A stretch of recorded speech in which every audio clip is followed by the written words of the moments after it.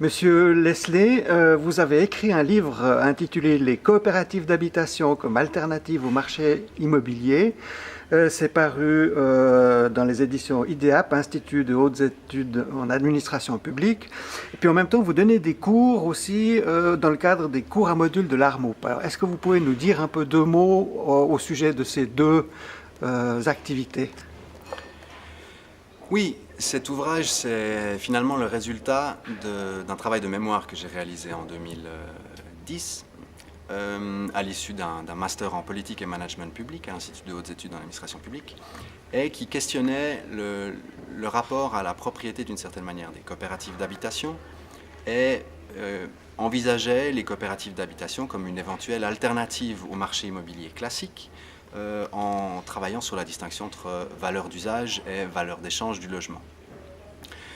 Les coopératives fonctionnant sur un mode de propriété qui est distinct de la propriété individuelle classique et comportant une forte valeur d'usage dans la mesure qui se traduit par différents aspects qui sont l'appropriation du logement par les coopérateurs et le fait que la coopérative fonctionne comme entreprise sur un principe démocratique. Donc ce n'est pas l'investisseur en fonction du nombre de parts qu'il détient qui pourra avoir davantage de pouvoir, mais c'est une personne, un vote aux assemblées générales. C'est également une conception de la propriété qui est différente dans la mesure où pour ce qui est des coopératives d'habitation, on n'est pas propriétaire du bien, mais on devient locataire d'un immeuble dont on est copropriétaire.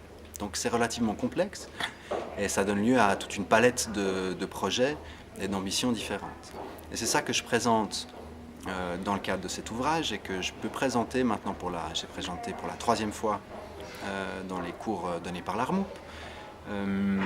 Et je réalise à l'issue des échanges que finalement les questions évoquées par le mémoire, même si les détails de la législation ont peut-être changé, que les conditions, on a pu l'évoquer, de certains cas ont évolué.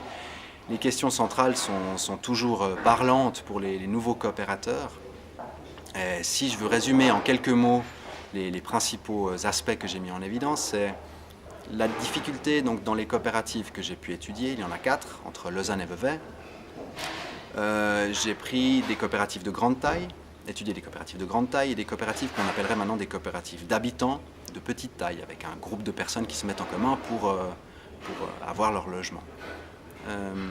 Et ce que j'observe là-dedans, c'est que bien sûr les stratégies sont différentes, mais que les éléments déterminants sont pour le succès des projets, et pour leur aboutissement, sont les conditions d'accès au financement et à l'usage du foncier par les coopératives, essentiellement par le biais de droits de superficie, qui permettent aux coopératives de ne pas devoir acquérir le terrain, mais de payer une rente, donc comme un droit de location sur le sol, pour pouvoir construire dessus.